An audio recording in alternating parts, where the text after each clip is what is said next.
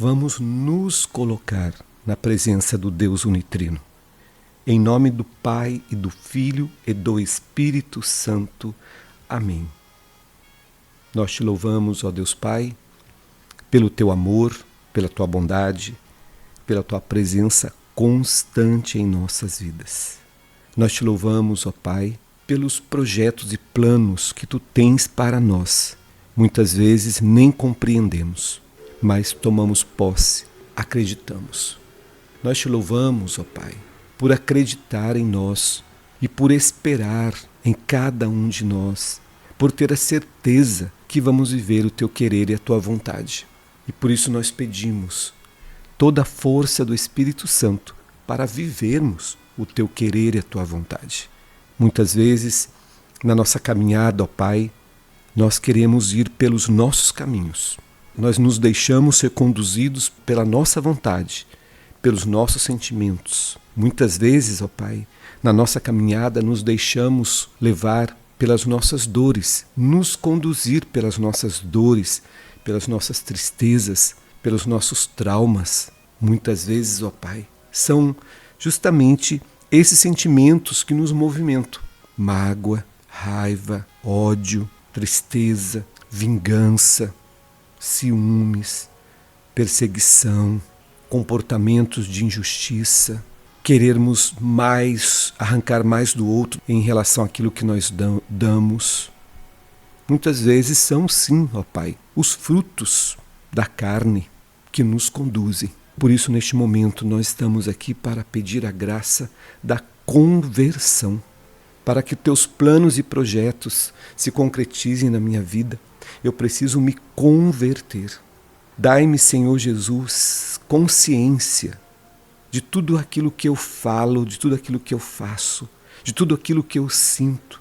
Dai-me, Senhor, visão espiritual de todos os meus pensamentos, sentimentos e comportamentos. Dai-me, Senhor, a coragem de me perguntar o tempo todo o que eu estou pensando, o que eu estou falando, o que eu estou sentindo, o que eu estou fazendo. Tem relação com os planos e os projetos que tu tens para mim, ó Pai? Então, Senhor, se não tem, muda a minha forma de pensar, a minha forma de falar, a minha forma de sentir, a minha forma de agir. Faz-me, Senhor, ser de fato uma criatura nova. Por isso, nós pedimos, Senhor, neste momento, nós te pedimos, ó Pai, que Jesus, o teu Filho, venha em nosso socorro, Ele que é o Salvador, Ele que é o pastor que vai em busca das ovelhas. E nós estamos pedindo, vem Jesus neste momento em socorro de cada um de nós. Em particular, vem em socorro das nossas fraquezas, das nossas fragilidades, dos nossos erros, dos nossos pecados. Vem, Senhor Jesus, e nos dê vitórias sobre o pecado, sobre todo o mal e sobre toda e qualquer situação de morte que eu possa estar vivendo ou levando o meu irmão a viver. Ilumina, Espírito Santo, a minha mente, o meu coração, para que eu tenha cada vez mais comportamentos transformados, renovados pelo teu poder. Vai arrancando de mim, Espírito Santo, pede isso, arranca pela raiz todo fruto da carne que eu possa ainda estar alimentando. Frutos como raiva, frutos como bebedeira, frutos como adultério, frutos como roubo, frutos como mentiras, calúnias, ciúmes, injustiças, tudo que for, Senhor, contrário aos frutos do Espírito, ó Espírito Santo Paráclito, advogado, vai arrancando pela raiz e vai nos dando a graça de vivermos de tal forma o seguimento de Jesus, de tal forma a vivência da palavra do Cristo, que possam brotar frutos, frutos de vida, frutos espirituais, como bondade, perdão, paciência, acolhimento, verdade, caridade, fé, esperança. Mas não permita, Senhor, que nós, ao querermos viver os teus planos e os teus projetos, sejamos conduzidos pela criatura velha, pelo homem velho que habita em cada um de nós. E você que é mulher pode dizer, pela mulher velha que habita ainda em mim. Que o homem velho não vença o homem novo. Por isso me dai-me discernimento para perceber se eu estou na minha caminhada alimentando mais o homem velho, mais a mulher velha, você que é mulher diz assim, do que o homem novo que nasce todos os dias pela fé em Jesus Cristo, pela salvação alcançada por Jesus. Vamos rezar o Pai Nosso.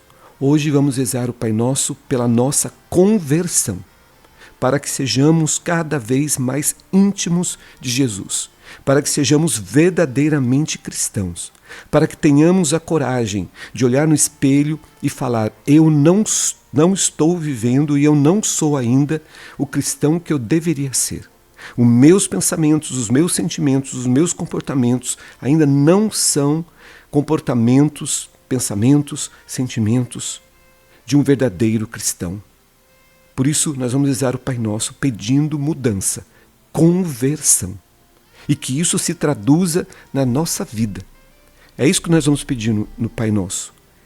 Que a nossa conversão seja traduzida na nossa vida, nos nossos pensamentos, nos nossos sentimentos, nos nossos comportamentos. Que a outra pessoa, que os outros possam perceber como esta pessoa tem mudado, como esta pessoa está diferente. Um milagre está acontecendo na vida desta pessoa. Sabe por quê? Porque nós não estamos repetindo os comportamentos do homem velho, da criatura velha que existia em nós, que nos conduzia antes de conhecermos o Cristo.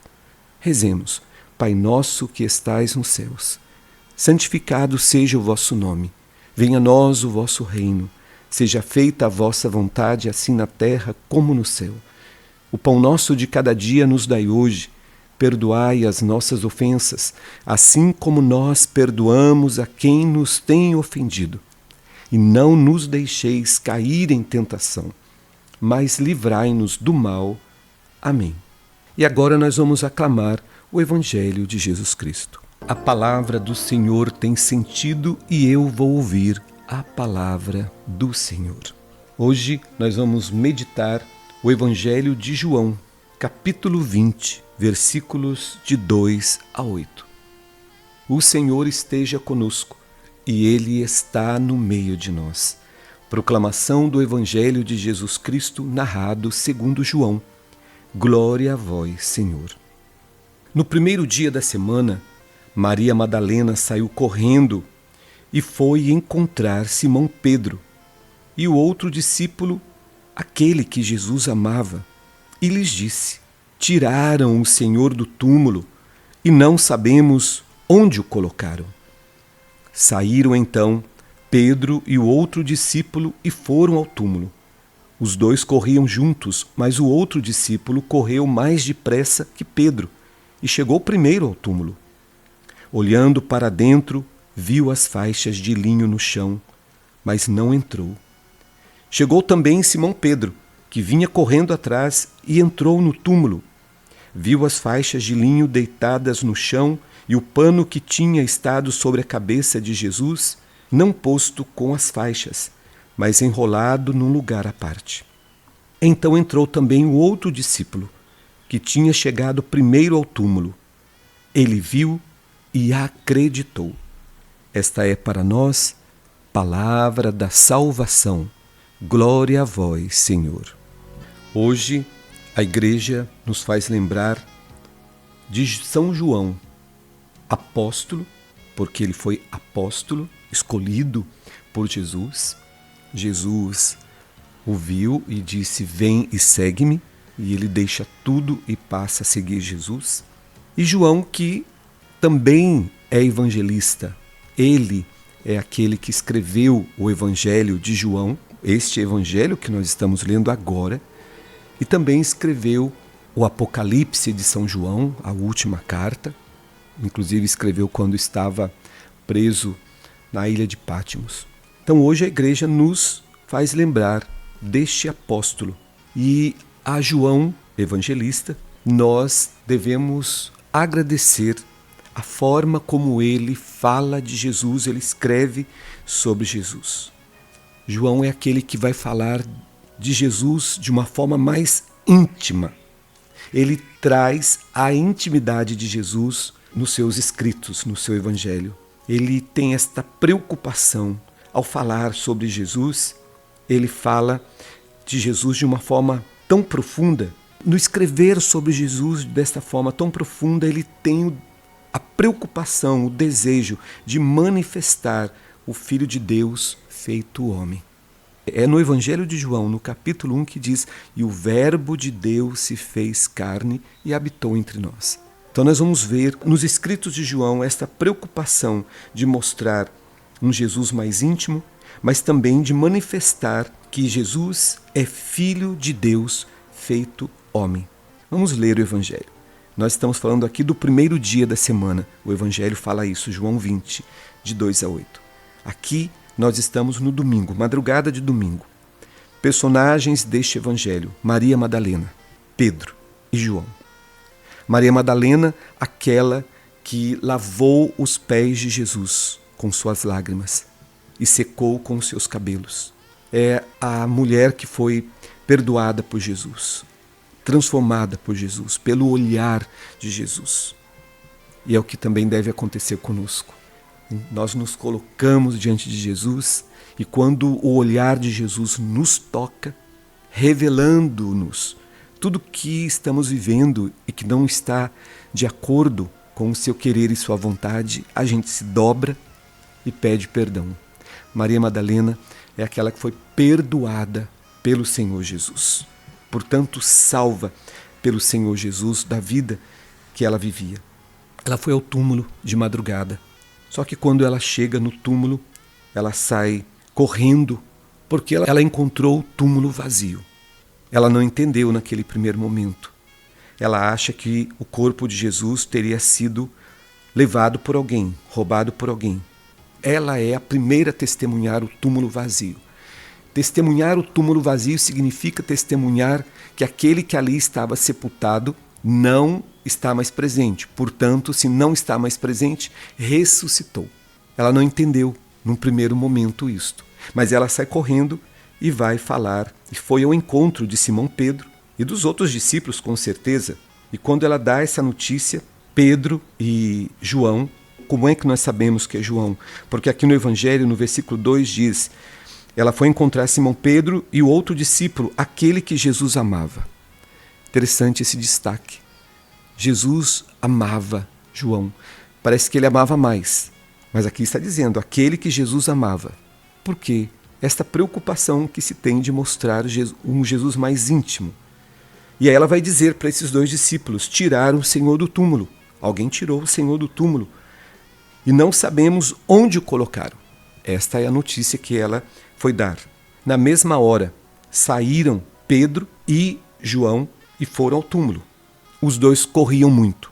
Eu fico imaginando o que não foi isto, não é? Você recebe uma notícia desta, você sepulta Jesus numa sexta-feira e agora vem a notícia logo no domingo que o túmulo está vazio e a suspeita é que alguém tivesse tirado Jesus dali do túmulo e não sabiam então aonde o tinham colocado. Saíram correndo, saíram a disparadas. Os dois corriam juntos, João e Pedro. Mas o outro discípulo correu mais depressa que Pedro. Quem é outro discípulo que correu mais depressa que Pedro? João. O amor que ele tinha por Jesus. Não é que Pedro não tivesse, é que Pedro tinha mais idade, não tinha como correr como ele estava correndo, mas a juventude fez com que ele corresse desesperadamente para chegar no túmulo, para ver o que tinha acontecido. Aqui tem uma lição para nós. Aqui não importa a idade, aqui importa este comportamento. Correr o mais depressa possível ao encontro do Cristo.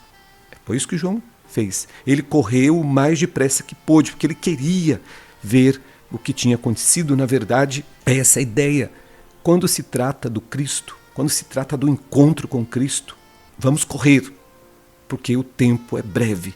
Corramos, usemos todas as nossas energias, nossa juventude, nossa força e corramos ao encontro do Cristo. Então, eles correm juntos, mas o outro discípulo correu mais depressa, diz a palavra, correu mais depressa que Pedro e chegou primeiro no túmulo. Olhando para dentro, ele viu as faixas, ele viu o linho, a faixa de linho no chão, mas ele não entrou. Chegou também Simão Pedro, que vinha correndo atrás, correndo de acordo com a força dele, com a energia dele, e entrou no túmulo. Aqui tem algo lindo para a gente entender. João não chegou primeiro, não correu mais depressa, mas ele não entrou. Ele chegou no túmulo antes de Pedro, antes. E olhando para dentro, viu as faixas de linho no chão, mas não entrou. Ele esperou Pedro chegar, porque já se tinha essa ideia de Pedro como liderança. Era aquele que estava liderando o grupo dos apóstolos. E aí Pedro chega, então o respeito à pessoa de Pedro, o reconhecimento da pessoa de Pedro, da liderança de Pedro, fez com que João, mesmo chegando antes, esperasse Pedro chegar. Chegou também Simão Pedro, que vinha correndo atrás e entrou no túmulo. Viu as faixas de linho deitadas no chão. Viu o pano que tinha estado sobre a cabeça de Jesus, não posto com as faixas, estava separado, olha os detalhes, mas enrolado num lugar à parte, dobrado assim num lugar à parte. Então entrou também o outro discípulo, que é João.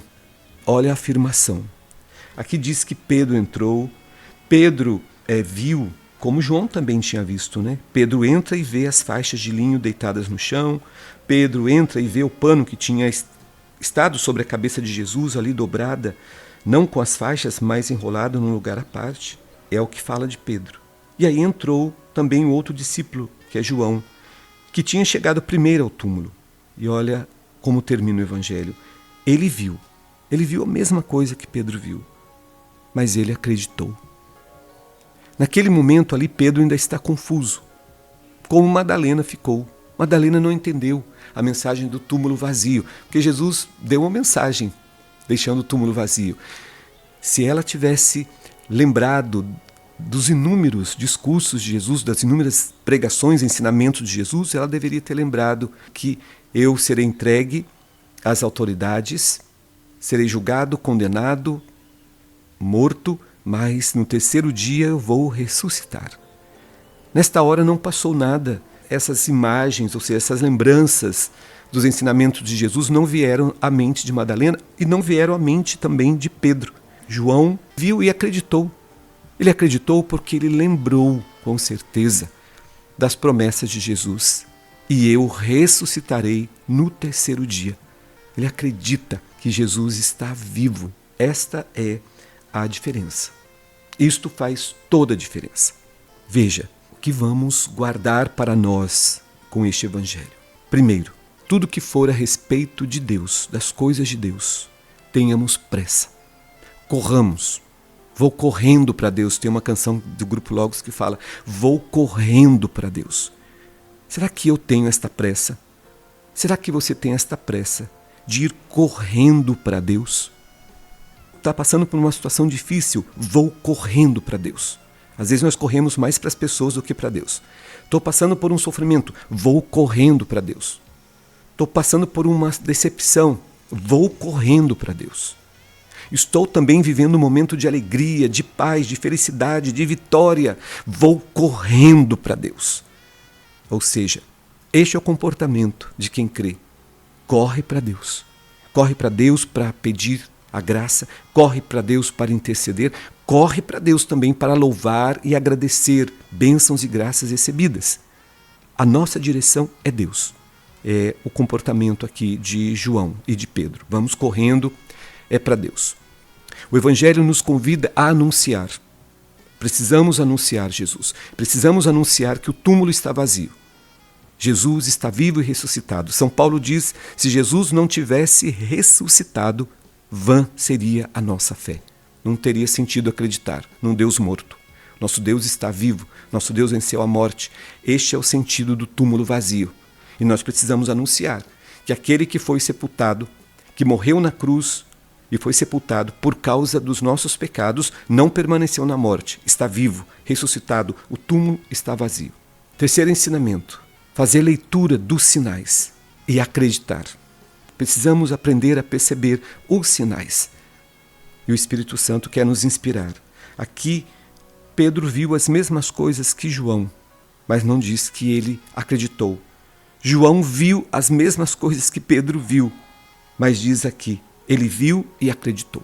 Ter fé é você acreditar naquilo que você não vê. Lá em Hebreus, no capítulo 11, versículo 1, diz isto: fé é acreditar naquilo que não se vê. E diz também lá em Hebreus 11, sem fé é impossível agradar a Deus.